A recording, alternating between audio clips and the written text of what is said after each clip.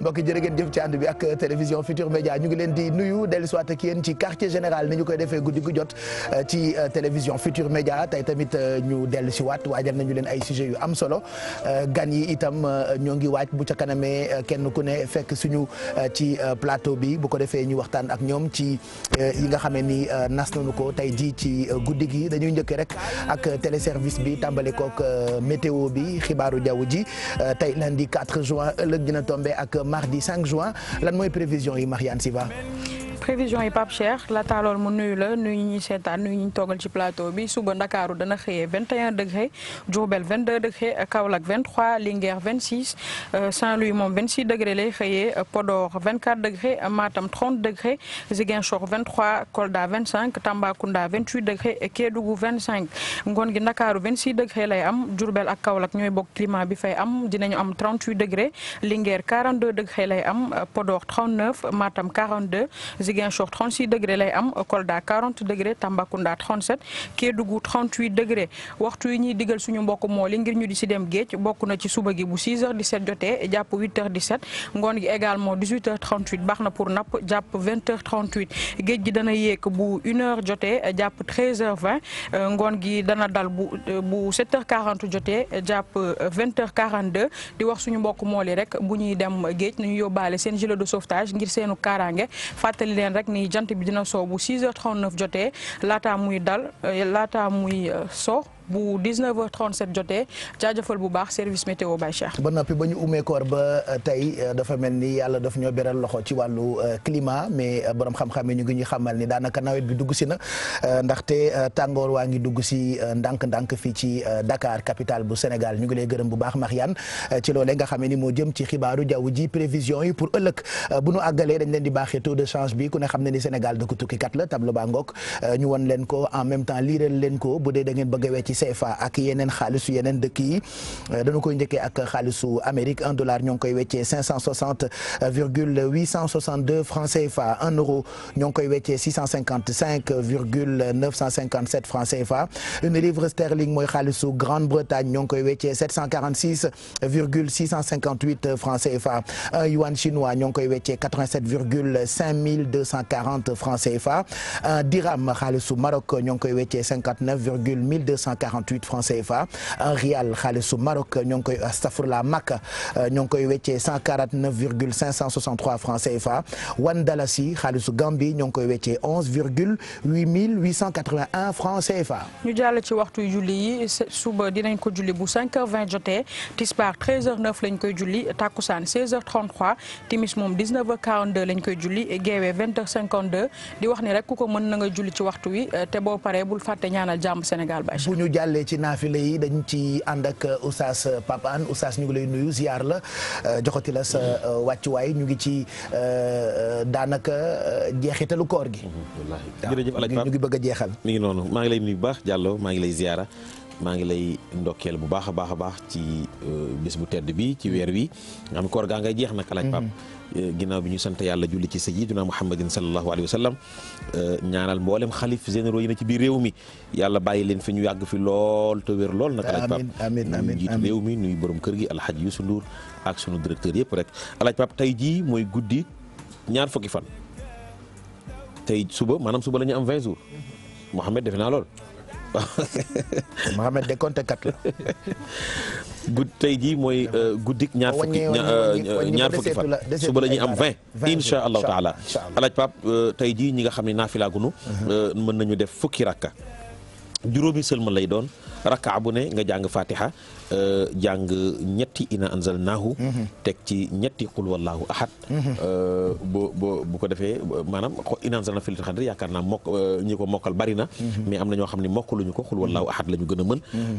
moom lépp rek looy def di ñaan borom bi subhanahu wa taala wala ngay julli wala ñu sant la naafila boo xam ni wax nañ la ci ayatul kursi yi wala iza zulzilatil ardu wala ñu wax la ci ina anzalnaahu te mokkaluloo ko nga remplacer ko rek qul wallahu ahad nga def ko juróomi sëlmal lay doon fukki rakkaa juróomi sëlmal rakkaa bu ne fatiha ñetti inna anzalnaahu ñetti qul wallahu ahad nga daal di taaye daal di sëlmal daal di def sa safaak wittar alaaj Pape la ca nekk ci ngëneel la ca nekk ci njéggalal borom bi subhanahu wa taala koo xam ne jaamu na yàlla juróom fukki at lu yàlla jéggal koo xam ni la ca nekk ci njéggalal borom bi subhanahu wa taala ci yërmande yàlla xam nga fukki fan yi nag ñu ngi dugg ci fukki fan yoo xam ni mooy xon mi na naar yi mooy nag xam nga yu njëkk ya waxoon nañu ni lan la woon njéggal la woon yi ci digg bi mooy yërmande yu mujj ya mooy goreel la ci safara waaw mooy goreel la ci safara maanaam jox la nag sa passeport aljana tabarakallahu nga dem dugg aljana yàlla nañ ko yàlla defal loola nag li koy may alaaji Pape mooy ñaan yàlla li sunu baay alxaaji Saalih ànd ñaan ni yàlla bu nu xiifu neen yàlla bu nu maru neen yàlla bu nu sonn coonop neen waaw woor ko woor goo xam ne yàlla kese moo tax bàyyi nga alaaji Pape bàkkaar boo def biir koor bu fekkee biti koor bàkkaar bi 10 lay doon bu fekkee biir koor day nekk ay junni ay mili gis nga koor gi garaat bu ni koor foore kon moom it Ndiaye am nga problème waaw ni koor foore bàkkaar boo ci def noonu la bàkkaar bi gën a doyee waar que biti koor yiw boo ci def noonu lay gën a fooree que biti koor alaaj Pape weer la woo xam ni nit ñi nga xam ni moom ci tooñ la ñu dëkk ak tooñ borom bi nañu muñ dafa mel ni nga bàkkaar biir Màkka rek moo gën a foor bàkkaar biir Sénégal jërëjëf alaaj Pape waaw kon loolu kenn ku ci nekk war na ko bàyyi xel dama la waxoon keroog ne la fooy setee war nga faa góorgóorlu ba doo fa tilimee foo xam ne da nga fa war a setee war nga góorgóorlu ba doo fa tilimee waaw bàyyi jëw waaw jëw 1 mois boo bàyyi jëw 1 mois yàlla mën naa dogal boo génnee koor mën nga koo fàtte mais ñiy jëw en direct nag ay xalaas ak yooyu ñooñu ñoom fu ñu jëm est-ce que dañuy jëw la de waaw jëw moo tax keroog wax naa am ñu ni ma oustaz loolu dana garaaw nee naa alaaj Pape ku ñëwati ne la baal ma àq ne ko ci lan noonu mu la non dama bëgg nga baal ma àq rek parce que du dara nga ne ko baal naa la waaye nag wax la lu bon jëw la def la lu bon nekk ci sa der bi am foo xam ni boo fa rombee ne ko ñooñu banañ la ki fexe ba ñooñu bala mu jékki-jékki rek naa daal di yollee ko rek ñëw ci yow ne la sëñ bi baal ma àq de non nee ko ci lan noonu dëgg la de gars yi rek nee nañ oustaz boobu dafa métti trop dëgg la de bu ko gars yi nettalee du baax man daal léegi ci lan noonu boo nee baal wax man la ci lan noonu bu ko defee buñ ne ci lan noonu ñëpp bàyyi jëw dëgg la de buñ ko téyee ci lan noonu réew mi daañu bàyyi jëw daañu bàyyi wax lu bon daañu bàyyi defante lu bon daañu laabalaat suñuy jikko ndax am réew mënul dox te bëggante wunu soppante wunu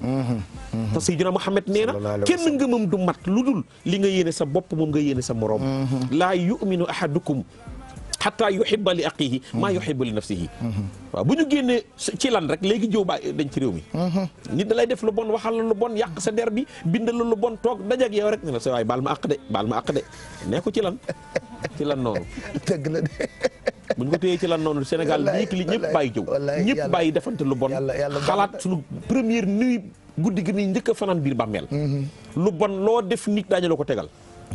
loolu ku ne dara melu ni alaaj Pape dëgg la de loolu ak a jara bàyyi xel wallaahi sa première nuit biir bàmmeel ak a jara bàyyi xel dina mel ni nuit de noces alaaj Pape am na ñoo xam ne defe nañu duñu dee waaw dañuy fàttelu dee la sa maam Sidi Hadj Malick waxoon ni araaka nasiital mawta wal mawtu mawridun fa lil kulli min bahri ma maati nasiibu dina araaka nee na la jàkk yow Pape An nasiital nga mawta ngay fàttelu dee waaye bàyyil xel ni wal mawtu dee day mais mawtu moom du jël ay congé ak yooyu ay vacances ak yooyu mënu ko mawti chaque jour day liggéey mais xam nga lu ko yàlla wax ñaar ngay def ma dégradé la muy nga rey ko heuram jotul ak ko heuram passé ko war a dee midi nga rey ko midi 1 ma dégradé la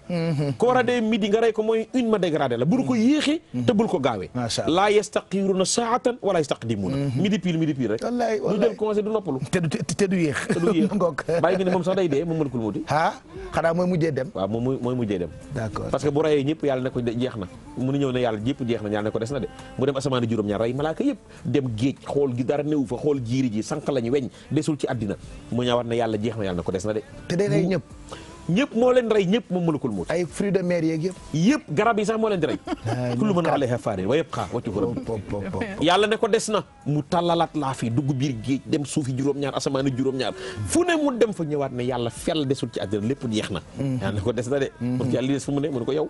wallaay yaa des Rasulaay nee na keroog malakul mawti bi muy dee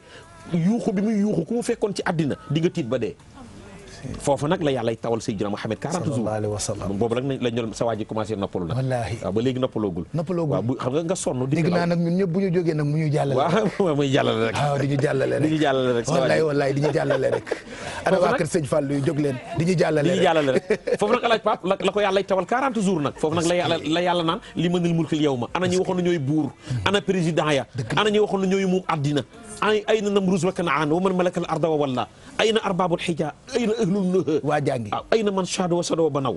àll na seen ndaw dara du yëngu wallaahi lillahi wahidil qahhar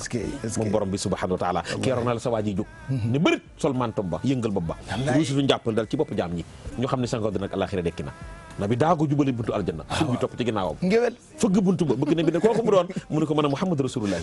mu ne ko bi ka umirtu an aftaha li ahadin qablaka yàllaa ma ne woon buntu bi naa ko ub ba mu ni ràpp soo accès mu ubbi ko ba mu ni ŋàpp njol maa ko féete ndeyjoor nan gaa ñu dugg leen yàlla ci yàlla boole ci daraje rasulullah maa ngi leen di alaaj Pape amiin ñu ngi lay fay oustaz suba nag sa waaji la ñu bëgg a waxtaane muy Cheikh na Cheikh Sadbou wa xayartu Saadul Abi bun Mouhamad Fadal Maamin Taalibul Xayar bun Jili Muxtaar waaw waxeertu Chérif alaaj Pape Cheikh Sadbou moo waxoon ni sama xol sama këmbut baa ngi xar ñu ne ko lu ko xar mu ni bëgg Seydina Muhammad sallallahu alayhi wa sallam innal fuaada surifa bi hubbi xayril Mustafa loolu nag journée la boo xam ne Sénégal a ngi ne alaaj Pape mag ñi ko dëkkee dañoo baax waxtaane nañ Seydi Hadj Malick Cheikh na Cheikh Sadbou après ñu waxtaane Cheikh al Islam waxtaane Cheikh al Khadim radiyallahu anhu réew maa ngi nii réew maa ngi nii xale yi nekk ci internet bi nañ def très attention ci sunu mag ñii waaw di wax ci ñoom lu baax dañoo bëggante woon soppante waaw te kenn rek la ñoo liggéeyal mooy rasulullah sallallahu alayhi wa sallam yal na yàlla fayal nu sunu magu réew mi amiin amiin alaaj Pape kenn amul sa fay yow tamit mu ngoog Oustaz donc ëllëg daañu waxtaanee Xaadiriya waxtaanee Cheikh na Cheikh Sadbou wa xayartu incha allah ci quartier général bi Mamadou Mohamed Ndiaye ñu ngi lay nuyu. jërëjëf Pape maa ngi. mbaa yaa ngi jéggalu rek. ci laa dëkk ci li ngay bàkkaar dafa bëri. ma ne ko ci laa dëkk. naa bu yonent bi di jàllale sallallahu alayhi wa sallam. boo nga changé mbubu. ana waa kër sëñ Saliou yi. di ñu jàllale rek. di ñu jàllale rek. ana waa kër Sidi Hadj Malick. di ñu jàllale rek di ñu jàllale rek. macha allah. moom mu njëkkee dugg jàppal ma place. waaw loolu amul de amul jàppal ma place parce que dégg naa foofu moom place yi mat na. non amul burle. dugg naa théâtre du Sorano. amul burle place yu mat sëkk. waaw avion sax da ngay gis ko taamu Ibuloo ba. jàppal ma place fu may mën a séentoo gars yi nii rek di xool nuñ fa nekk. am journaliste day taamu nettali ba yow man xiyam jàppal ma place rek. ñu ngi lay nuyu Mohamed dañuy tàmbali ak yow ak yéenekaay yi nga xam ne ni seen i xët. tey ci bis bi attiré na sa attention. waaw bi ci njëkk. photo bee njëkk attiré sama attention Soleil national mi ngi nii. kii président de la République gis nga ko. leewu benn parental nii. muy photo boo xamante ne ji boo xëyee njëkk a xool journal bi avant ngay xool mbiri titre yi sax. photo bi ngay njëkk a xool. xam nga généralement bon je sais que bokk na ci image am li mu ciy veillé da nga koy gis muy selfie ak ay étudiants da nga koy gis muy def yu bëree bëri. mais bii moom doon na boo xam ne xam naa gars yi dinañ ko archiver. lan moo indi article bi mooy président Macky Sall bilan maanaam ndax mën nañ ko tuddee bilan sax parce que 6 ans la def. mais li mu def ci ndaw ñi def ko ci liggéey bi def ko ci dëkkuwaay yi def ko ci secteur bu bëri. moom la yéenekaay bi di Soleil national xëy di waxtaane ci xalima ak yaa xam mbay bari na ay détails yu mu ci indi ci gàttal dafa xaw a résumé tuuti bilan bi nga xamante ne président Macky Sall def na ko dem na sax bay junj 15 mesures yoo xam ne moom jiit réew mi jël na ko ngir lu jëmale kanam nekkinu askan wi te mesures yi bu ci ñëw rek askan wi dañu koy apprécier donc boo boolee article beeg photo bi koy illustré mu doon loo xam ne tey bàyyi naa ko xel trop. photo bi déjà dafa wax quoi moo tax mu def un bilan social chiffré inégalé photo bi ci boppam moo social ci boppam. très bien photo bi donc ci boppam njiitu réew mu gàddu parental. du ma ne liñ koy gis bëriwul. mais bii moom marqué na ma trop. donc Yaxam a bien bossé. on peut dire ça pour tooñ. waaw bien sûr. wala pas de commentaire non mais même pas pour tooñ même pas pour tooñ. c'est-à-dire la jël na plumam bind na lim sentir. donc joxe na ay preuves ak ay chiffres ay à l'appui. ay milliards yu ñu def couverture maladie universelle yu mu def ci location bi ñu wàññi yu mu def ci impôts yi lu bëree bëri génne na ko tey ci article bi. voilà et puis y a des gens comme moi dañuy naaje yeewu ci weeru koor gi donc du coup yéen a kaay yi daf leen di rëcc te boo yeewoo xiif bi day tax doo tal a liir. Pape gis nga xiif di liir. ak a metti dëgg la xiif di liir da ngay am envie xotti journal doo am ponctuation. dëgg la doo gis turando dëgg la amul xiif amul turando non xiif di liir àndul fa. j'ai vu des amis ñoom Yeya Wane et tout ça dañu organiser woon ndogu littéraire mais laata ndog bi ku nekk da nga war a lire à haute voix ñoom ñëpp a dotom Aïssatou j'ai reçu ton mot en guise de réponse Zoub sa kabe doo xam lu ñuy wax mais bi ñu ndogoo ba pare ça s'est tellement bien passé. mais Pape xiif di liir wala gëmmentu di liir yàlla ci yàlla rek ko mën li oustaz. ba maa bëggoon keneen sant nu ko. bu leen lekk. duñ ko sa wuyu. ñu jaar ci benn ñu doxal beneen. mais yàlla dong nga mën li borom bi. wallaahi te kat li ko xam gi mu xam doomu aadama xam na ni koor rasul ni dañuy woor leen wér. woor leen wér. waaw suumu rek tasixu. voilà donc premier journal bi di Le Soleil bi ci topp itam attiré na sa attention ci façon bi ñu defee seen xët tey ci bëccëg bi muy. enquête. gis nga silence on envoûte. affaire u sëriñtu yi affaire u xarxa fuufa yi. ni ko waa Sénégal gëmee ak li muy jur ci ay lorange. ak li ci diine wax ak ñi nga xamante ne ay psychologue la ñu gis-gis bi ñu ci am li tax sénégalais yi ku jaaxle rek dem wutali sëriñ. yaa ngi petaaw yaa ngi sunguf yaa ngi xànc yaa ngi def lu nekk. et c'est très culturel hein. mais c'est très dangereux aussi. dëgg la parce que boo liree dossier bi am na ci même benn journaliste boo xam ne mi ngi nettali fi mu jaar ak sëriñ. sëriñu tariyax bien sûr. fi mu jaar ak moom dem sax ba da koy diggal ay mbir mu di ko def te du xam lu tax mu koy def. dëgg la généralement ay loraange lañ ciy jëlee. ñoo xamante ne ji dañuy yàq diggante ñoo xam ne dañuy yàq doomu aadama ñoo xamante ne ji dañuy tas famille loolu lépp moom journal enquête comme ni ko turam wuyoo da ci enquête def ci gëstu bu yaa andi ay résultats teg ko ak titre bi mooy silence on envoûte. voilà c'est-à-dire loolu moo xew jamono doo xam mais bon ñun de gëm nañ ko moom. ku ko gëmul xam. waaw gëm nañ ko de. silence on envoûte. ça c'est un bon sujet à lire ci enquête bu tey bi la woon mais gëm yàlla nag mooy base bi oustaz. waaw yàlla ne teg lépp ci loxo yàlla. waaw man yatawakkal ala Allahi itam ngay buusu. di galax di ko buusu saafara. baax na ci yàlla nee na wa man yatawakkal ala Allahi buuslu rek fa huwa hasbu ku wakkirlu ci man yàlla maa la kii sama bopp. dëgg la de benn góor nag nee na. xale bu dul sangu doo takk doo suuru. léegi ñu sang la takk la suul la wala di nga bëgg doo ko am. dëgg la waaw xam nga da ci am yoo xam ni moom daal nit bu demee pour def lu bon. yow demal pour aaru. sangewu sa bopp. te lépp sangeek ñaan ak lépp mi ngi ci alquranul karim yi. waaw te mag ñi am dafa mi ñu fi bàyyi nag. waaw yàlla bi mu recevoir rasulullah dafa am lu mu ko jox moom rek moo ko xam. am leneen lu mu ko jox pour mu siiwal ko ñëpp xam ko. mais am lu mu ko jox pour lu mu déyante gaa yi. waaw mooy secret yooyu nga xam ne da ko déyante gaa yi saxaaba yi. si ci mag ñu koy déyante waaw fa la muslaay ne waaw fa la am jàmm ne waaw fa la dalum xel ne yenn saa yi nit def la lu bon yóbbu sam xel dëgg la waaw yenn saa yi ñu xabtal la nga def loo bëgg loo def ñoo diw day lii ma def tayu ko fekk lépp am alaaj pap waaye nag na nga sangeewu nag waaw mag ñu fonkoon ñaan waaw nga wut blende bi waaw bu sangewu ku la laal gis ko comme autopape bi am na ci fuñ koy dugal buy daw loolu dégg naa dafa blende mais pap yenn saa yi mag ñi wan la ay kayfiyaat yoo xam ni boo ko defee di nga belendewu yenn saa yi mag ñi wan la ay kayfiyaat yoo xam ni non day kenn doo ko wax sax en direct wallaahi yàlla xam na ko waaw moo tax ñaanlu daal di leen ñaanlu yàlla na yàlla sàmm ñu donc loolu la enquête def tey mu attiré attention Mamadou Mohamed Ndiaye on finit ak beneen yéenekaay bi muy moom la ñuy jeexale lu mu wax xam nga une am lii la indi moo nekk ci une bi. mais il débarque à Touba ce matin. mais du loolu nag parce que information boobu moom ñi ko am traité nañ ko ay direct info mais nañu xool la ca kaw a kaw xew-xewu jamono la mi ngi nii. hôtel King Fahd Palace. si ñu ko xamul mooy méridien ba woon. benn employé moo fa simulé maanaam créer fa genre cambriolage. def noo xamante ne bu ñëwee dañuy jàpp ne cambriolage moo fa am yóbbu fa 12 téléviseurs ay télévision écran plat moom la fa jël. donc gars ñi def ci enquête ba jàpp ko jamono ji ma nga ca loxoy yoon muy xew-xewu jamono boo xam ne ci koor gi la xew moom it boo xëyee xool une enquête bu weesoo seen une principale bi loolu ca kaw noonu dafay attirer sa attention c'est-à-dire ñëw simuler benn cambriolage def say pexe teg say kii salfaañi fii ay chaise ubbi fii ay buntu comme si dafa am cambriolage. Rita Mbale loolu mooy Rita Mbale Rita Mbale la rek. noonu daal la def ba roñ fa fukki télé ak ñaar yóbbu. ay waay buñ duree jàmm di. ma xam nga nag fukki télé ak ñaar ku ko sàcc feeñ benn rajo dong boo ko sàccee feeñ waxuma la fukki télé luy wax di wane. 12 télé foo koy taalee ay waay foo koy taalee. mais moom nag bon ci le journal bi wax. mooy ba léegi dafa bañ. ok nee na du moom. bon mais mi ngi ci loxo yoon daal. on ne sait pas waa dig ñoo ci nekk. mu ngoog donc ñetti yéenekaay yoo xam ne ni seen i xët attiré nañu attention wu j'allais dire docteur Mamadou Mohamed Ndiaye. amiin xëy na fi lekk 250 ans Mamadou Mohamed Ndiaye. en plus docteur en quoi.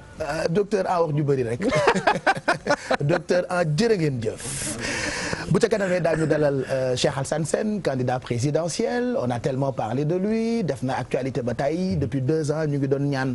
pour recevoir ko donc tey mu defal ñu honneur ñëw pour ñu waxtaan comme ni ñu koy defee ñëpp dañuy recevoir opposition recevoir pouvoir recevoir ñi nekk ci tàggat yaram recevoir ñi nekk ci art bi recevoir ñi nekk ci diine ji parce que quartier général vitrine la boo xam ne ni vitrine u sénégalais yi la Cheikh Alassane Sène defe naa comme vous dites souvent quand vous recevez seen ay invités yéen journalistes yi vous dites que c'est un bon client. Un bon client ci Zahir ak ci baatin. Ok. un bon client ci Zahir ak ci baatin. xam nga nitu diine la. loolu kenn natamle wu ko. turam egg na fenn fi ci mbiri diine. mu wëlbatiku aussi bëgg ànd ak jamono. bokk na ci li tax mu posé acte boobu mu di candidat la bëgg a doon ci présidentielle de 2019 yi. Cheikh Alassane Sène diggam ak ndaw ñi jeunesse bi parce que tey boo waxee bari na ndaw ñoo xamante ne ji tey yoon wa ñu nekkoon. muy yoonu safaano ak li ñu santaane. moom bokk na ci leen ci jëlee te li may wax ni c'est-à-dire témoignage laa ci. gis naa ñoo exactement. bu weesoo loolu aussi mu dem ba sentir ne li mu def ci jeunesse bi war na ko mën a def pour jeunesse su Sénégal bi yëpp tax mu bëgg doon candidat mais nag bu ñëwee dinañu wax ndax géew bi nag njëkk cee fecc taxul nga mujj ci de dina yegg si bu ca kanamee tuuti bu ko defee ñu waxtaan ak moom ci lu bëri Madeleine mu ngi fi Mado am na ku ma yónni léegi message sama benn rak Awa Diallo nee na ma Mado toogaayam bi daf may fàttali toogaayu Adja Dégène Chimère ma ne ko dafa waane rek waaw waane ko taxa jël ay filimu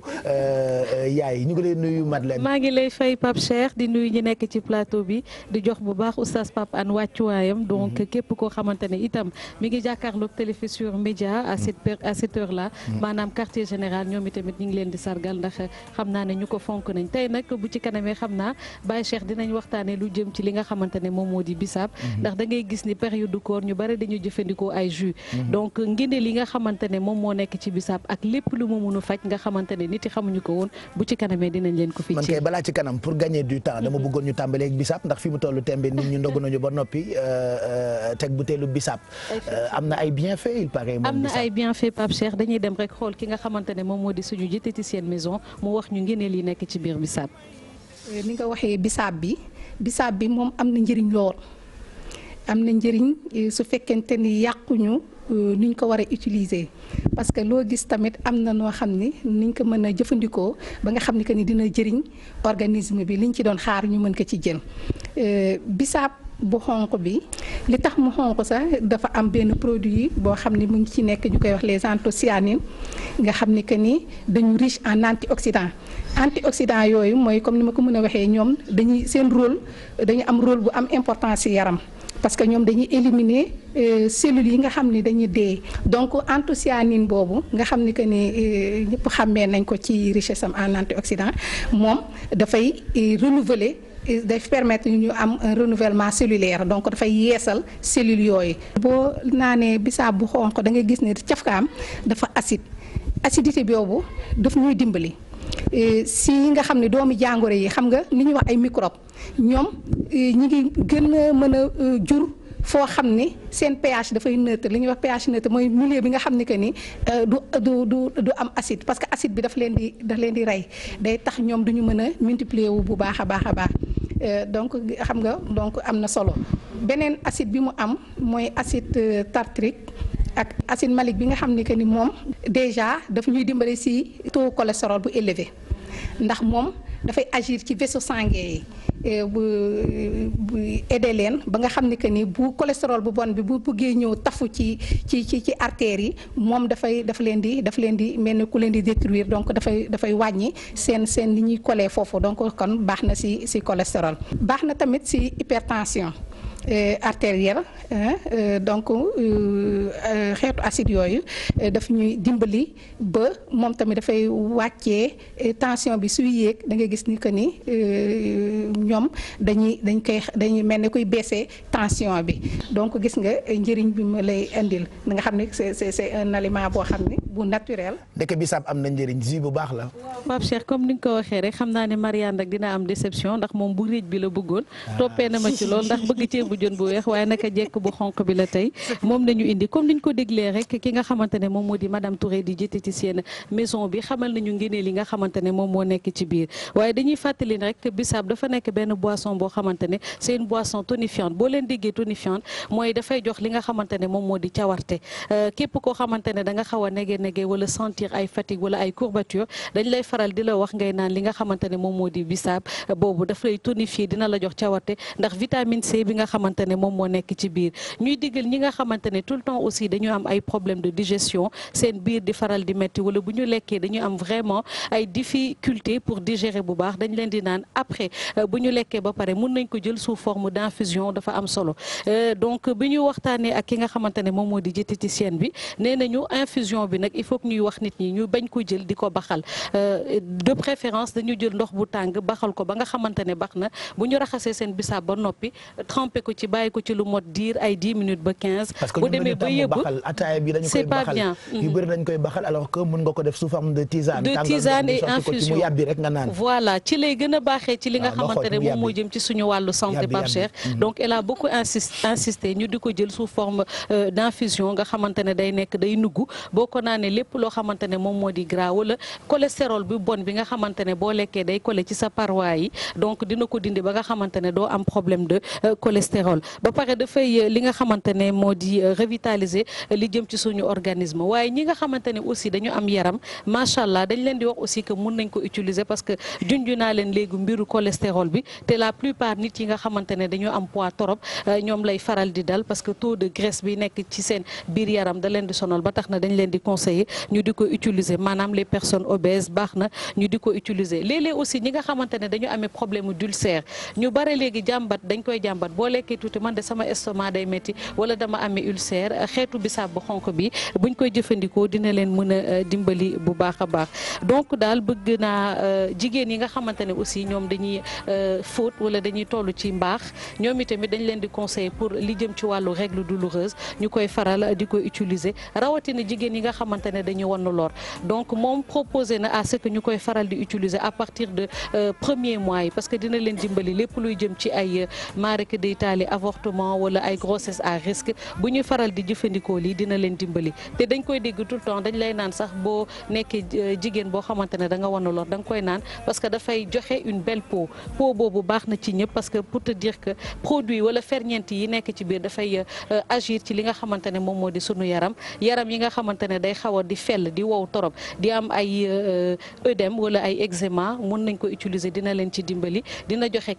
clarté de peau ndax lu xonk li ci biir mooy joxe taar bi donc nekk na daal lenn loo xamante ne defe naa ci biir émission mënuñu wax lépp mais nit yi bàyyi xel di ko gën a jëfandikoo et puis respecter bu baax ni nga xamante ne moom nañ ko waxee mooy terme de infusion bu ñu ko waxee au lieu que di ko baxal Pape Cheikh te di wàññi suukar bi bu baax a baax de préférence sax moom diggal na ñuy utiliser li nga xamante ne moom moo di lem wala nga jëlee ko li nga xamante ne moom moo di sans sucre Pape Cheikh. mu ngoog ndekee bisaab am na njëriñ ñu ngi lay gërëm bu baax Mado ci wàllu bien-être à propos de lii dugg ci biir Alfi ñu ngi lay nuyu tey loo ñuy may xëdd. sama waa ji fay naa la nuyu la Pape Cheikh nuyu ñi ci plateau bi nuyu suñu mbokk téléspectateurs yi di seetaan quartier général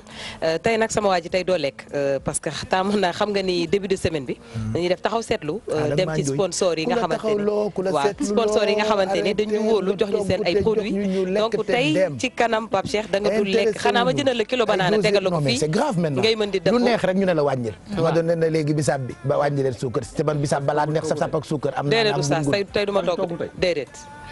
lan nga fi def présenté Beko yi dama lay tey laa lay génneel bagage Beko yëpp Pape yëpp laa lay wan la ko benn li ngay togg la ñu xamul. Alfi toggul tey. moom émission bi neex na rek mu ne la synchro ak waa DTV ay la bis oustaz bëgg noppalu Alfi ñàkk togg pour la loolu mais oustaz xam nga dañu war a wane waa Beko bakkaaram lan la nii wane waa bakkaaru Alfi nii ci tas yaakaar lu suñu borom wax waaw ñàkk togg gi de tas yaakaar sax surtout bi gën a garaaw nag mooy ak fecc kóllëre mais oustaz ataay am na ataay ci weeru ko lii ajaaju bàyyi sa toogaay bi tam nañ ci waxtaan bu ca kanam sa taxawaay bi lépp ñu ngi ñu koy gisee du ñun mais Pape Cheikh ataay am na tas yaakaar ci alquran quranul karim surtout ci fukki fan yi weeru koor wu mujj bi wallaahi nga xam ne ci ngay jotee sa passeport léegi xam nga Alfi maanaam ñàkk lekk gi ñàkk toog gi bu fekkoon sax da nga ko def ci bëccëg bi loolu amul problème mais heure bi nga ko daan jox nit ñi dëgg la ñëpp taxaw am ci yaakaar nga ni toggoo tey paa bi am bu amee lu ko nag xarit ñëpp am nañ ko moom na ko jekk Diallo la sant moom rubrique bi moo ko créé ni Alfi nay togg pour muy mën di defoo mais naa ko jëndal kilo banana bu ñu posé léegi ma daw ci Diallo bi ci bu doon ko kilo banana Alfi waaw banana baax tey moom ñi sant Chavez sax mere nañ waxuma la Diallo ñi sant Chavez sax mere nañ et puis j'ai tellement de personnes qui ñuy xaar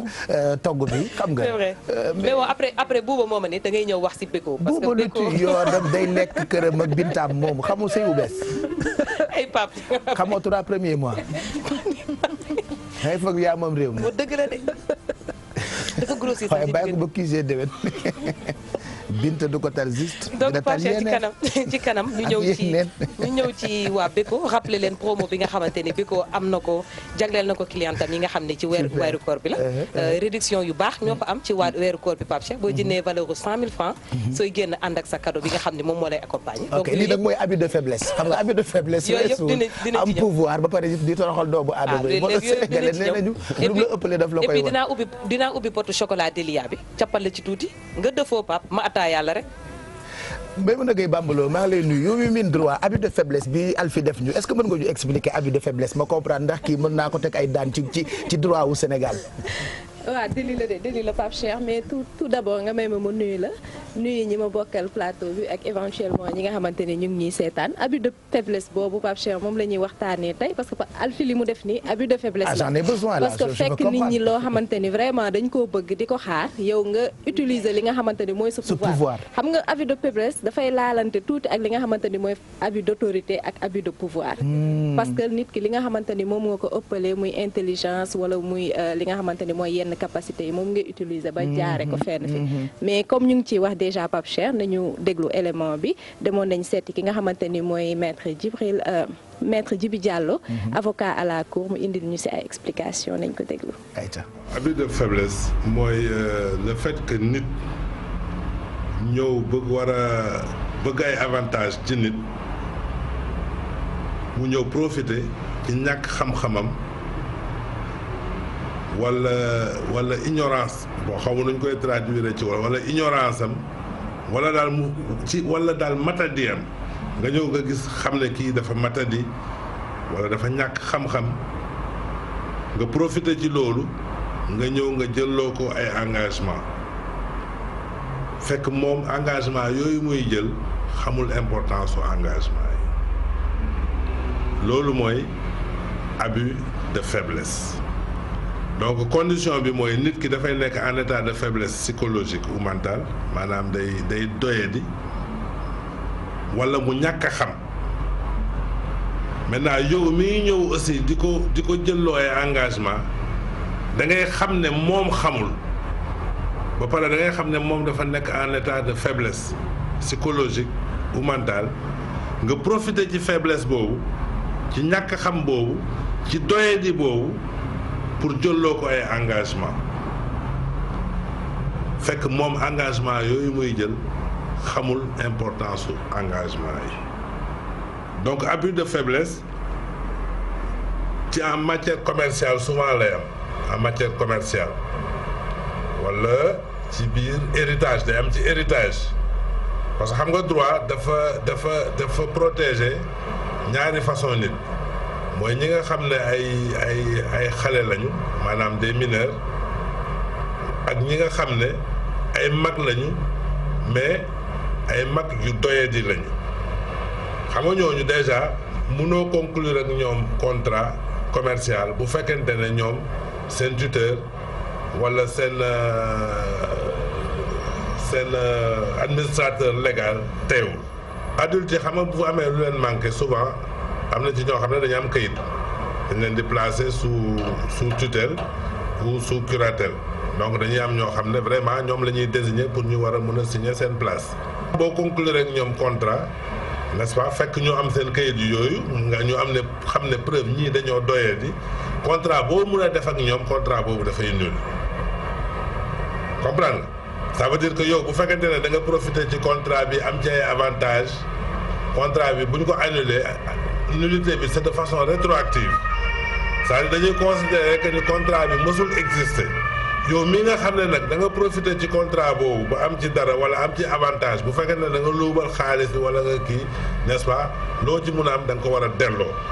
waat comprendre donc de façon rétroactive. mu ngoog du ñu wax jamais te laaju ñu avis borom xam-xam yi loolu moo ñu dal ci sujet bi nga xam ne moom la ñu indi tey jëm ci li tubaab tuddee abus de faiblesse ñu doon déglu maître Djibi Diallo ñu ngi koy gërëm moom itam ci disponibilité bi donc il nous a expliqué ci tënk li nga xam ne moo nekk ci li tubaab tuddee abus de faiblesse. abus de faiblesse Pape Cheikh donc ni mu ko expliqué noonu la moom li ñu mën a jàpp ci li mu expliqué mooy ni que booy dégg ñuy wax abus de faiblesse dafa am ci ñaari cas majeur yoo xamante ni si lay intervenir maanaam mooy xale bi nga xamante ni amadul 18 ans. mu nekk peut-être donn wala mu am alal wala mu am daal yoo xamante ni dañ ko bàyyeel yow nga def ak moom ay transaction fekkante ne amul yenn maturité yi bu boobaa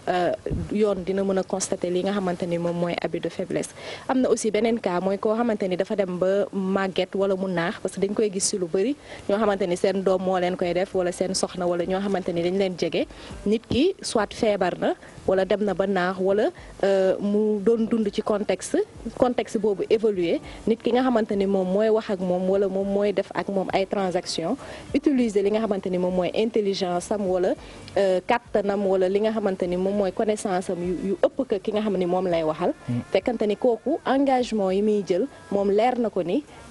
ki nga xamante ni moom la koy jëflanteel xamul li nga xamante ni moom mooy opportunité maanaam su misaal rek par exemple yow mënoon nga am benn kër deseetuloo sa xel ñu def loola dara signé loola par exemple nga signé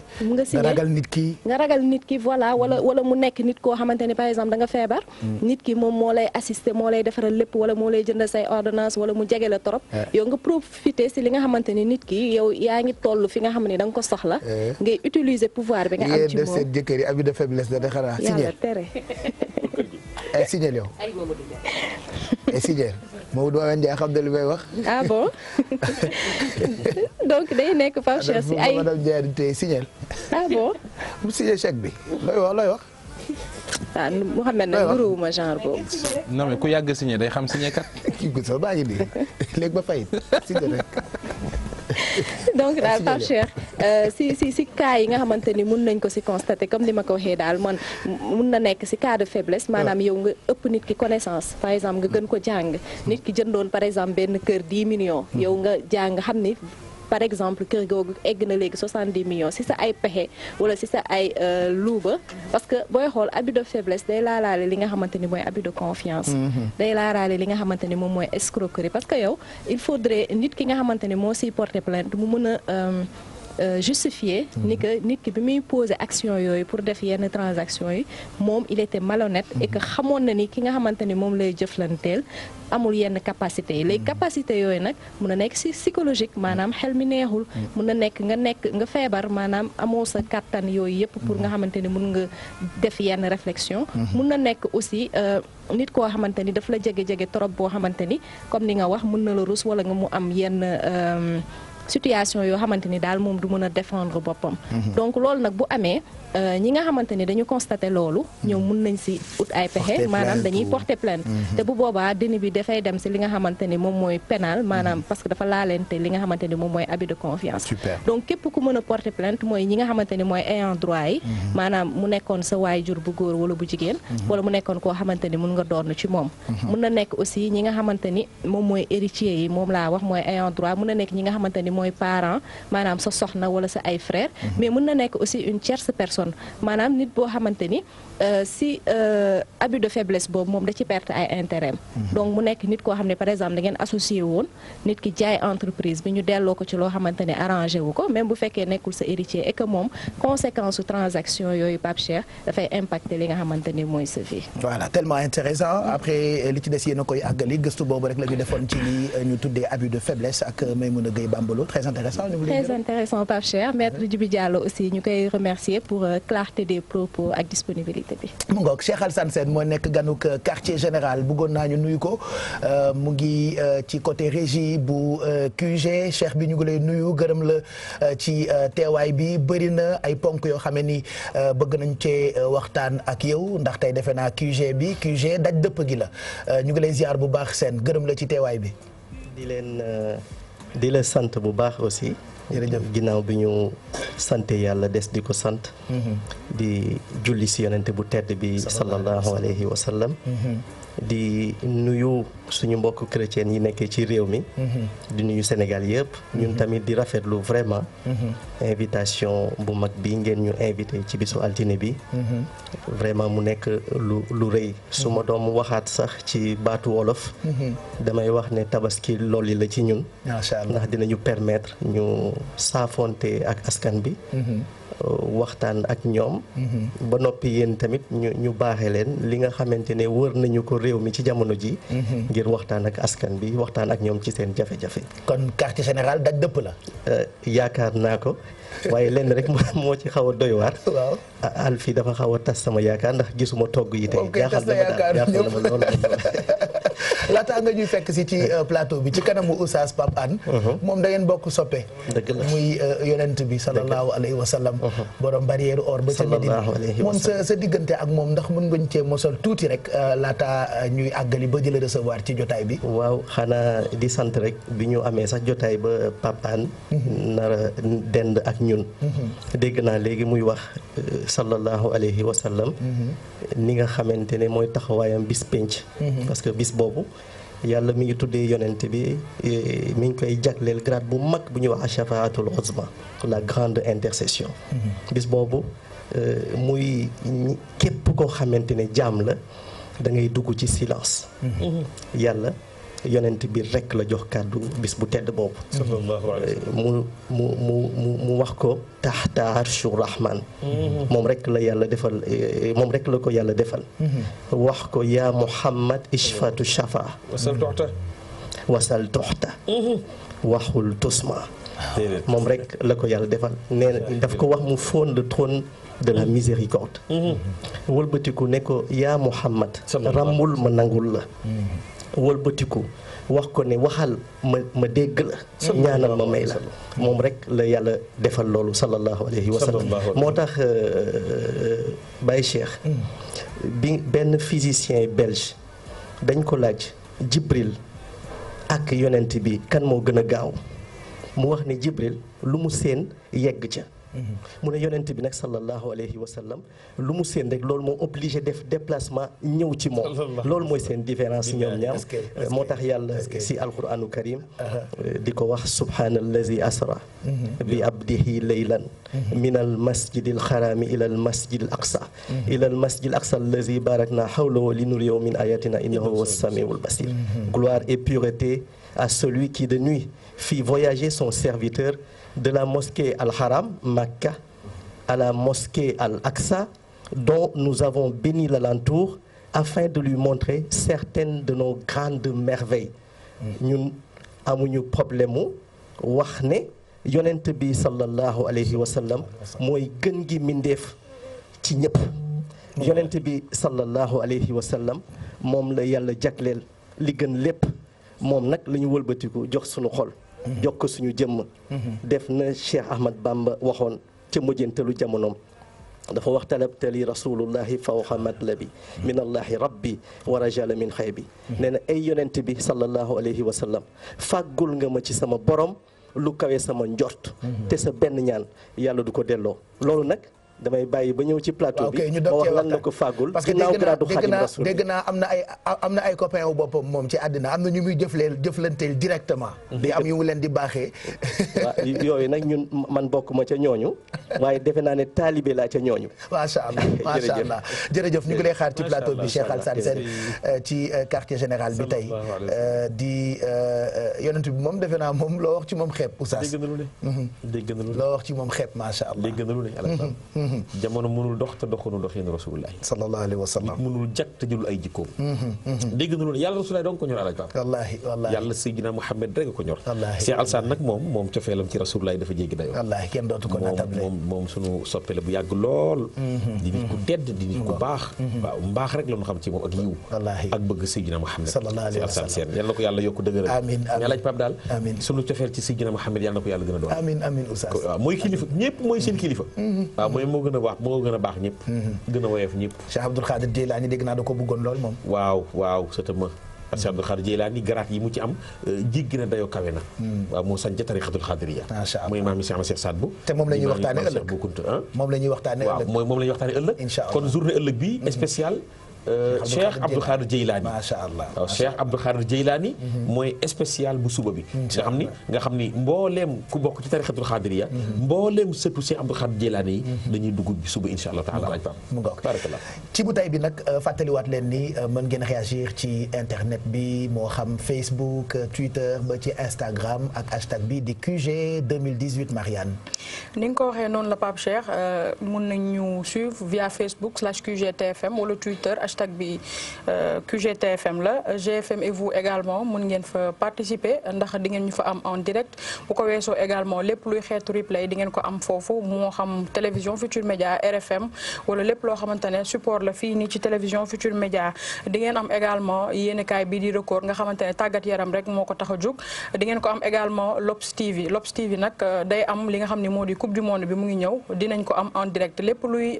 match amicaux Lions yi dañu koy def di ci àndandoog doyen Laye Diaw Malal Junior ak Alsane Sène lépp luy match daañu ko commenter ak suñu yéenekaay boobu di record fi nga xamante ne moo di Instagram également GFM et vous mën ngeen ñu fa suivre wala Snapchat lépp luy coulisses yu quartier général di ngeen ñu fa am GFM-du-6 Sénégal kon Cheikh Alsane Sène comme ni ko Pape Cheikh waxee mooy suñu gantay ak Modou Galas Mbaye soo leen amee ay question rek Facebook /QGTFM wala Twitter hashtag bi QGTFM la mën ngeen wéy duñu fa bind Pape Cheikh. y a pas que gaynde yi ñoom ñooy préparer coupe du monde bi journalistes yi itam ñu ngi comme disait l'autre à fond dedans. effectivement Pape Cheikh ñi ngi ci à fond gannaaw avant loolu dama lay nuyu téléspectateurs yi nuyu ñi nga xamante ne ñoom lañ bokkal plateau bi comme ni nga waxee journalistes yi ñi ngi waajal li nga xamante ne mooy coupe du monde bi nga xamante ni Sénégal dafa nekk war a participer pour une deuxième fois de son histoire mais li ci gën a jàpp rek mooy xam nga ni Sénégal dañuy xam nombre de journalistes yu ñu accrédité lu toll na ak keroog ñu ngi ko doon wax accrédité nañu lu toll ci 33 journalistes ci territoire sénégalais bi yëpp ñoo war a dem couvrir li nga xamante ni mooy événement bu mag boobu mën nañu jàpp ne événement bi gën a mag ci wàllu football li ñu koy waajalee nag waa ANPS dañu nar a accompagner ñi nga xamante ne ANPS mooy association nationale de la presse sportive association sportive yi nga xam mooy yëngatu ci wàllu tàggat yaram mais di jàppale ñi nga xamante ne mooy journalistes yi dem nañu jàkkaarloog seen président bi ñu wax ñu nan la ñu war a waajalee li nga xamante ne mooy mondial bi mais surtout journalistes yi nan lañ ban taxawaay la ñu war a mën a am fële ci Russie pour liggéey seen liggéey mën a mucc ayib mën na seetaan élément bi te ñëwaat ci plateau bi. wàllum accréditation yi nga xam ne FIFA joxoon nañu ko am nañ 33 accréditation sur 35 donc def nañu ñaari mission ñu dem d'abord Moscou après delluwaat dem Kalouga soo gisee ñu dem Kalouga parce que il fallait que ñu dem xool ndax distance bi soriwul yàlla def nañ ci sutura avec ministre Matar Ba état du Sénégal ñu jàppale ñu mën a def ñaari voyage foofu ñu dem nag xool journaliste bu ñëwee fan la ñu war a mën a dal ba du ñu am yenn problème yu bëri ci hébergement ci restauration ci transport loolu yëpp déjà fexe nañu ba mu yemb jël nañu benn hôtel bu tudd hôtel Oka soriwul trop ak hôtel Sheraton bi nga xam ne foofu lay les dirigeants là foofu la ñuy di dal ak beneen hôtel bi nga xam ne hôtelu Lyon yi environ c'est à 12 minutes hôtel Lyon yi donc l'un dans l'autre donc trouvé nañu benn site boo xam ne site bu baax la dinañ ñun ñëpp bu soobee yàlla bu ñëwee dinañu mun a dal foofu. le 10 incha allahu rabbi la majeure partie journalistes sénégalais yi dinañ fi jógee le 11 ñun ñëpp dinañ fa dajee buñ fa dajee tamit nag avant ñuy dem Kalouga il faut que ñu dem récupérer suñu accréditation parce que boo amul accréditation daanaka doo mun a liggéey correctement donc fexe nañu ba ñoom ñëpp képp ku ci bëgg envoyé nañ leen benn note ñu ñëw dal ci université bi nga xam ne mu ngi tudd université Rouden moo tuddoon université Patrick Lumumba ba ñëpp xam donc foofu buñ fa fanaanee benn guddi le lendemain bu ñu xëyee ñu dem récupérer suñu accréditation mu tombeek équipe nationale bi mu ngi war a ñëw le 12 képp koo xam ne am nañu suñu amee possibilité pour dem aéroport pour accueillir équipe nationale bi ñi nga xam ne caméra la ñu yore wala photo ñu accueillir équipe nationale bi buñ ko mënul suñu mënee ànd ak ñoom ñun ñëpp ñu dem dem directement Kalouga loolu tamit ANPS dina jéem a mettre à la disposition su fekkente ne jar na ko benn bus ñu xool journalistes yëpp pour ñu mun leen transporter ñu yóbbu leen ba Kalouga ñoom ñëpp ñu jox leen seen ay néeg seen ay delluwaay en tout cas daal def nañ suñu kéemtu lay kattan comme ça journalistes yi bu ñu fi ñëwee duñu tubaraaki lu ci des nag mooy ci loxo organe de presse yi la dal état bi apporté na soutien parce que foofu tamit dama bëgg taxaw foofu pour mu leer nit ñi état bi joxe na soutien Orange tamit suñu partenaire joxe na soutien fédération sénégalaise joxe na soutien waaye loolu dañ koy dajale ñu xool ban poste de dépense la ñu mën a def pour soulager journalistes yi dañ leen di apporter un appui du ñu remplacer organe de presse yi maanaam mi nga xam ne Sud Quotidien moo ma yónni wala keneen ki nga xam ne l'Observateur moo ko yónni wala keneen ki nga xam ne Populaire moo ko yónni ANPS du remplacer organe de presse yooyu noonu ñooy fexe ba mettre seen journaliste dans des conditions de performance lépp loo xam ne tamit ANPS war na ko mën a def pour appuyer leen mu appuyer leen. waxtaan bi ñu ngi ko seexoon ak kii di Ablaye Thiam moom mooy président wu ANPS expliqué na un peu journaliste sportif yi naka la ñuy préparer mondial bi ak seen dem ca dëkku Vladimir Poutine ba. Kalouga surtout nga xamante ni moo nekk nar a nekk camp de base bu Sénégal ak équipe nationale bu Sénégal. mais li mu wax lu am solo li mu daanelee parce que dafa ni organe de presse yi ANPS fas yéene ñëw jàppale li nga xamante ni mooy journalistes yi pour seen moyen li ñu fay def mais dafa mën a ñëw maanaam dimbali leen maanaam li nga xamante ni organe de presse yi jox nañ leen ko mais ñu dimbali leen pour bu ñu amee foofu ay jafe-jafe mu nekk fa seen liggéey gën a mucc ayib waaye parfois da ngay gis organe de presse yi nga xamante ni dañuy bàyyi noonu rek seen journaliste ñu dem moyen yeeg yooyu day poser problème ba parfois ñu ne la demal rek ci waa ANPS mais précision boobu nekk na li nga xamante lu am solo la pour ANPS dafi nekk pour jàppale journalistes yi pour bu ñu fa amee ay jafe-jafe ñu mën a def seen liggéey comme ni ñu ko waree loolu nag nekk na lu am solo à chaque fois déplace voilà dafay sedd période bi. dafay sedd.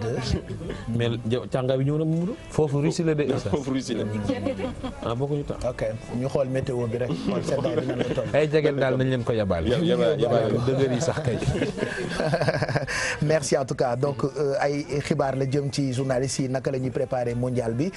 y a pas que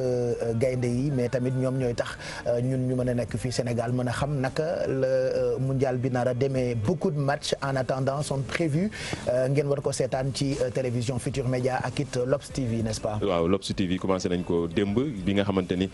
commencé nañ ko sax ci match Sénégal Luxembourg bi mais démb match bi nga xam ne mooy match bu mag la woon di ko doon xaar ci diggante Brésil ak ki nga xamante ni mooy di waa Croatie mu nekk match bi nga xam bari nañu ko seetaan Sénégal yi bari toog nañu suivre loolu comme ni ñu koy waxee rek fii ci coupe du monde bi moom TFM déjà wala groupe Futur Média ñi ngi ci à fond namatuñu canal namatuñu beneen chaîne bu nga xam ne étranger la actuellement li nga xamante ay wax la ñuy indi sax waa yàlla baax man maa dul nangoo te kenn di ma convoqué tribunal ndax ay chroniqueur yooyu waxale yow yëpp yaa ko wax kaddu yëpp ay kaddu moom Mamadou Ndiaye ki du ma xam Mamadou Ndiaye la yàlla tam baax na balaa ñu ñëw convoqué ci ni ngeen ci responsabilité damay dellu tribunal fan yii maag Bessel fan date bi jàpp naa date bi de kañ la juin le 19 xaw ma daal le 19 juin damay delluwaat tribunal fan yii waaye man benn xale du ma yóbbuwaat tribunal kon jot ngaa dégg décliner votre identité xale yi ma yóbbu ba xale yi rek xale yi daal am na ñuy wax yu rëy rek xale yaa ngi rek ñu teg ko xale yaa ngi xale yaa ngi voilà donc ñu ngi leen di fàttali match yooyu yëpp di ngeen ko mën a seetaan ci télévision Futur Média ak L'Obs TV. surtout beneen match bi ñuy xaar muy le 8 juin kenn laajatul dama bëgg juste ñu dugg ci. non match bi dafa am solo baal ma rek. muy ban match mooy match Japon ak Suisse. match amical la Japon Suisse mu nekk match bi nga xam ne dañu ko war a teg TFM ak QSF Plus Sport Obs TV mu nekk match Japon nag dafa nekk ki nga xamante ni mooy adversaire la ak équipe nationale bu Sénégal donc dafay permettre ñu mën a xool ñi nga xamante ni mooy waa Japon bu baax kon ñi ngi may wax le 9 la. voilà le 9 juin incha allah. mu nga boo noppiwul di nga wax lu ëpp yàlla baax na dee leen noppi te bàyyi wax ji amul benn problème mot de quartier dañ ci ànd ak Bijou Sy puisque nous parlons de tout laataa ñuy accueillir sunu sang sunu xarit di Modou Galas Mbaye la mu waxal sëñ Fallou nag defe naa réew mi yëpp gis nañu ko tey am na yu bëri yoo xam ne ni dinañu ko baaxee ci ay cant ci quartier général bi en attendant dañuy dem ci mot de quartier tey ñu nar a dem dëkk bu ñu naan Grand Médine foofee askano fa dëkkee ña ngay kaas rek. ñi ngi kaas Pape Cheikh salaamaaleykum di nuyu waa plateau bi ak yow mi ñuy dalal et puis ñuy seetaan aussi QG chaque soir Grand Médine la ñuy dem tey ak mot de quartier comme ni nga ko waxee ñi fa dëkk ñi ngi kaas ñoom li ñuy kaas sax dafa mujjee bëri mais boo demee ba xool ni ñu dëkkee di nga comprendre lan moo tax ndaxte déjà quartier yi dëkkuwaay yi xat na tilim sonnal na leen manqué na assainissement c'est-à-dire que seen doom yi sax du ñu xam naka la ñuy def ak moom donc ba tax na mot de quartier dem fa ak Cheikh Diop pour ñu xool ñoom lan la ñu soxla tey ñu defal leen ko seen biir ay quartier pour ñu gën a sentir à l'aise parce que boo dee xool quartier yi leen wër yëpp nekkul situation boobu moom moo fa am donc ñu dem Grand Médine pour xool lu leen na xëri xat-xataayu mbedd yi tax na ku fi ñëw daal di koy bàyyi xel Grand Médine nekk ci capitale sénégalaise file ay xar yu ñu yeew ci buntu kër yi ndox yu ñuy këpp ci mbedd yi loolee daal di soppi xar kanam bile environnement ñi nga xam ne ñoom ñoo fi dëkkee rafetlu wuñ ko benn yoon. ndox mi moom lu ñu naqari la trop te lu ñu metti la trop ku sañoon aussi doo jël ndox di ko tuur sa buntu kër parce que boo ko defee si yow lay dellu sa doom may génn foofu foo yow yaa fay dox. ñàkk cet gi nga xam ne am na ci bile quartier loolee tere nelaw ñi nga xam ne ñoom ñoo fi xippee seeni ay gët. naqari nañu nag ba fu naqari yam ndax jaboot moom set rek mooy mbokkam neexuñu amuñu tuurukaayu ndox daanaka looloo ko gën a yokk weer dina fi jafe ndax set mooy wàllu njaboot moom set mooy wàllam moom. beneen jafe-jafe boo xamante ne ñi nga xam ne ñoom ñoo dëkkee fii ci Grand Médine ñu ngi koy dund mu di ñàkk kaaraange gi. am na loo xam ne ñun mën nañu ko mais am na ñoo xam ne buur moo ko mënal boppam wuy dañ fi ñëw boo toogee 5 minutes police day ñëw yóbbu ñëpp. mais bu ñu demee fanaan ba set suba ñu ceene woon ñu romb ñu rombaat ñu fi encore di ñu ñaawal xam nga yooyu nag dafa nekk yi nga xam ne dafa xaw a doy waar. Grand Médine ñu ngi ko sos ci ñaar fukki fan ak ñaar ci weeru novembre atum 1962 nekk ci commune bu Patte d'Oie Djibril Sarr di chef de quartier bi daal di dikkaat ci ana lan moo tax ñu daal di sos bile quartier. Salamar quartier bi bu njëkk Salamar la tuddoon bu njëkk. koo wax mu ne Grand Médine dañ koy toxal dem nañu ci jamono boobu dem nañu seeti Alaaji Abdou Aziz Sy ñu wax ko sëñ Fallou def ñaanam ne Grand Médine tout Grand Médine mu ngi jóge ci làmmiñu Sëriñ Fallou. ñi nga xam ne ñoom ñoo dëkk fii ci Grand Médine nag di sàkku ci nguur bu Sénégal mu dikk ak ñoom ci ay canalisation ba tax bu nawet bi ñëwee duñu am benn jafe-jafe waaye itam loolee dina sapp bu baax a baax li nga xam ne moom moo di xar kanamu gox bi lee. waxatuma dëkk fa sax boo fa rombee sax sa xol day jeex. ci ni mu mel on me dit que ay at amuñu ndox. ak yooyu yëpp dëkkuwaay bu doy waar sax. ba pare Pape Cheikh bu tawee nga leen di gën a yërëm sax parce que fi ñu nekk dafa suufee donc de ce fait ndox yëpp foofu lay ñëw sotteeku boo dee xool boo duggee ci biir quartier yi ñoom ñëpp seen fenêtre yi dañ ko tabax de sorte que mu gën a kawe day yéeg ba doo comprendre buntu kër yi aussi pareil noonu la ñuy def pour jéem a protéger wu ci taw bi temps wu mbënn mi ñoom dañoo sonnoon torop ba ñu ci bëri dañu génnoon seen quartier yi dem dëkk ci ay école donc ñoom li ñu bëgg tey mooy ñu aider leen ci mbirum set ñu aider leen ci mbirum canalisation dimbali leen ci côté sécurité aussi pour que seen njaboot yi mun fa dëkk convenablement comme il se doit ndaxte bu fekkente ne quartier bi setul tey amoo canalisation yu baax sécurité waxi noppi pour nga vivre fa comme ni nga mun a vivre ci yeneen quartier yi dafay métti donc ba pare comme ni ñuy comparer ak quartier yi ñu jàkkaarlool wala yi ñu dendal boo dee xool loolu amu fa donc après doo comprendre lan moo tax quartier bi mel ni yeneen yi ñëw mel ne te depuis 1962 ba léegi mi ngi fi donc je pense que war nañ ci mën a trouver solution pour que nit ñi gën a mën a nekk ci jàmm. surtout que presque chaque année nga dégg ay reportage yu ci télé yi defee tout ça solution mënul am xaw ma fan la yéexee mairie la ou sañu ma cee sori mais. non man ci sama gis-gis quartier bi li muy dund ci souffrance du mairie moo koy réglé. xam nga par exemple am na ay zones yu meloon nii il a fallu que inondation bi ñëw la fa am ci loraange am fa régime bi fi nekkoon jamono jooju déplacé leen yóbbu leen plan jaxaay il faut que ñuy xalaat yu mel noonu gis nga Pape dëkkuwaay bu xatee rek coono dikk. dëgg la dëkkuwaay bu xatee rek coono dikk yaa ngi wax na lu am solo moom góor gi mu ne problème insécurité. loolu lu jar a bàyyi xel la Sénégalais léegi dafa ragal a dénoncer bandit. parce que comme ni mu ko waxee da nga koy dénoncer ñu ñëw jàpp ko ci suba sa ñu rombaat la fi di la ñaawal. bu xamee ne yaa ko dénoncer après règlement de compte lay jur. donc mu dajale ay problèmes yu bëri non seulement promiscuité muy dëkkuwaay bu tàncaloo di indi ay jafe-jafe. wàllu kaaraange mais également comme moom ni mu ko waxee wàllu assainissement. généralement quartier yu mel nii ñaanuma ko de mais feebar bu épidémie buy am ci quartier yu tàncaloo yi nii. ca lay jugee. ba pare quartier sax buñ ko tabaxee 1962 ba léegi ñu ngi 2018 li mu waroon def ci ay nit en 1962 day yokku ndaxte ay xale dinañ fa juddu màgg ñoom tamit am ay doom donc de ce fait li mu àttan daf koy dépassé. donc comme ni Mohamed Ndiaye wax il faut ñu jëm ut solution bu fekkente ne délocaliser peut-être ñu délocaliser ko tabaxaat ko comme il se doit nit ñi war a mën a ñëw dellu si dëkkaat fa. mais buñ ko bàyyee nii moom day metti torop te taw bee ngi ñëwaat. en tout cas très intéressant espérons que après li nga ci wax ci mot de quartier dinañ ci wut solution muy Grand Médine ñu ngi leen di xaar tamit ci téléphone yi ay cadeau yu bëri yu ñu leen bëgg a baaxee ay sukkaru koor la am nañu ay téléviseur am nañu ay mixeur am nañu ay téléphone portable ku woote léegi nii dañu lay won li ñu fi am nga tànn ñu may la et puis mën nañu may enveloppe bu toll ci 75 000 bu ñu mayaatee kenn kooku dañu ko koy verser chaque mois fii ba weeru kooru déwén donc ñu ngi leen di xaar ñu ngi ci ànd ak Jumia mi ñuy gërëm Jumia nag site la boo xam ne ni mën ngeen fa jënd en direct jumia.sn site de vente en ligne la di jàppale sénégalais yi surtout ci weeru koor gi alors mën ngeen dugg ci site bi ngeen jënd et puis ñu livrer leen ko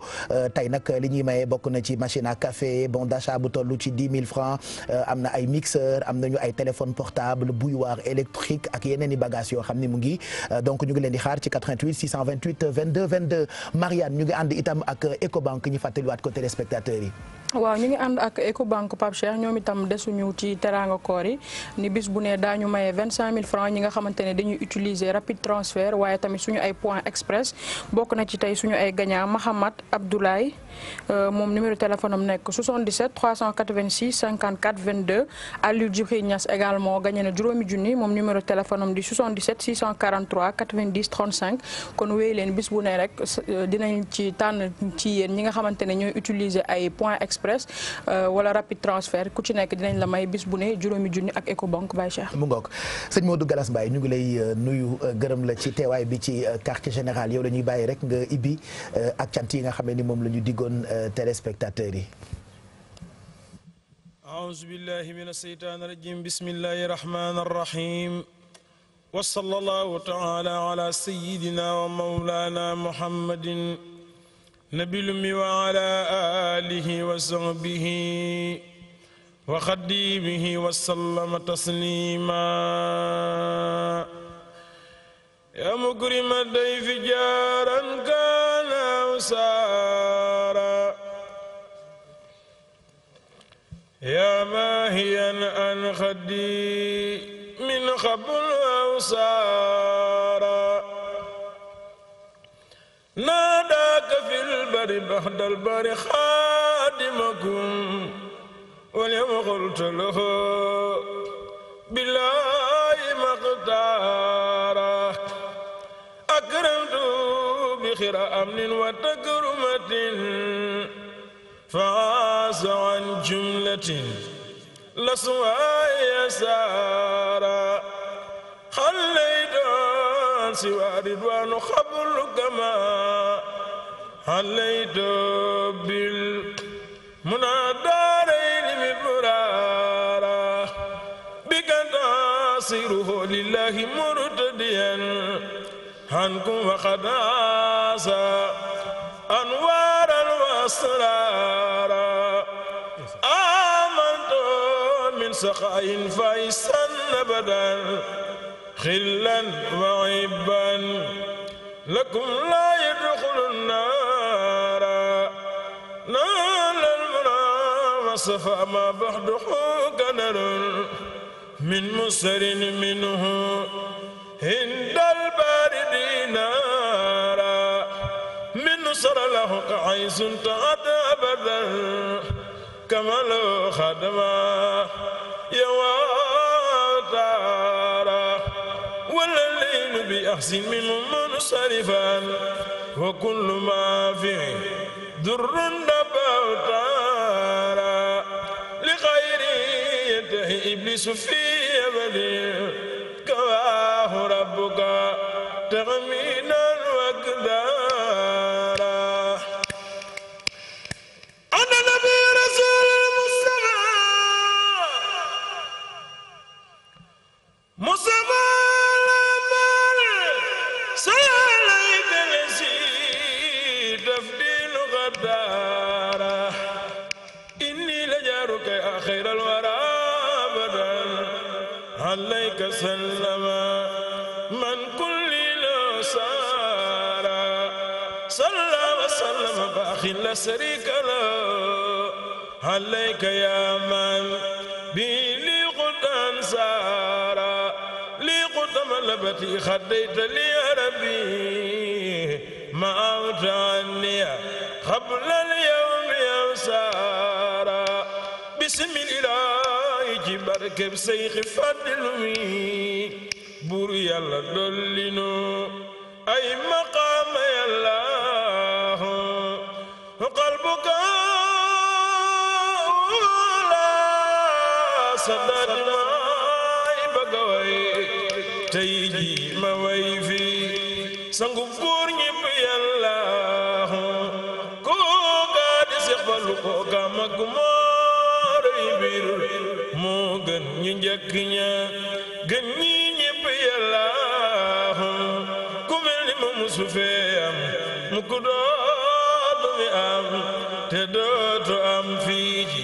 dunya war na yàlla tey ji ma jooy Seyxuna ana soppe Sëriñ Fallu tey ji ma jooy Seyxuna Sëriñ Fallu mbër ma ni mees mboolem lu nekk ci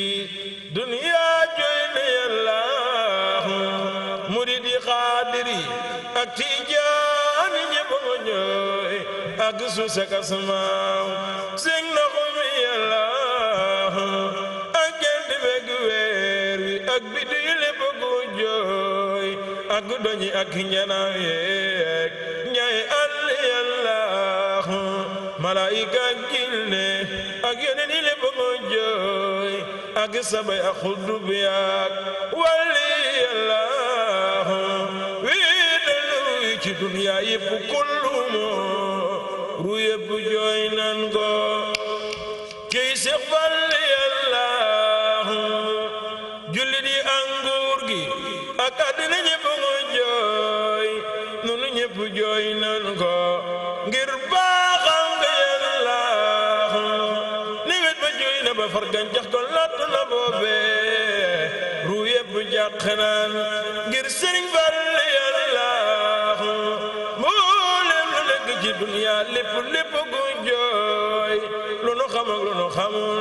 mboolem lépp yàlla masil la ñan moo la way way wi di sakku ngaram ci yàlla ak ci Sëriñ Tuubaa ba yàlla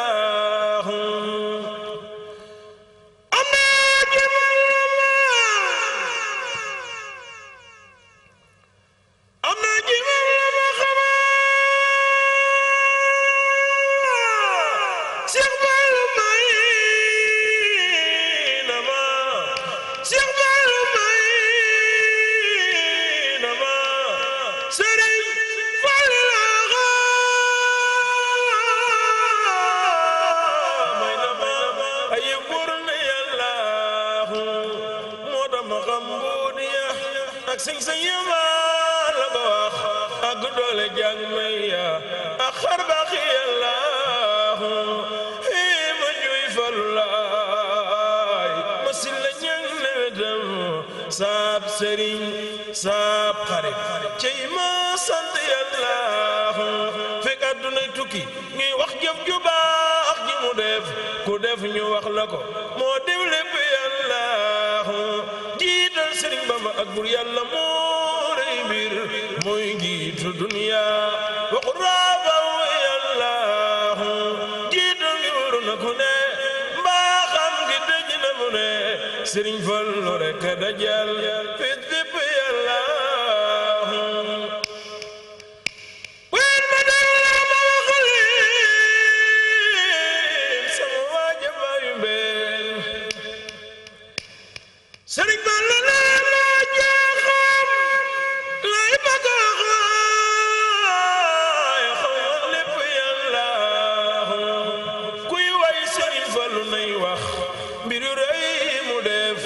sañ-sañ ya ak doole jaag xar baax yàllaahu kuy rëbb gaynde yor ak laspeer asal du ko jamba bal ba sax du ko saf di wóor na yàllaahu waykat yi lay leebu ngir seen wax ji duut ji nu wax Sëriñ Fallu gaynde la moo man góor ñi yàllaahu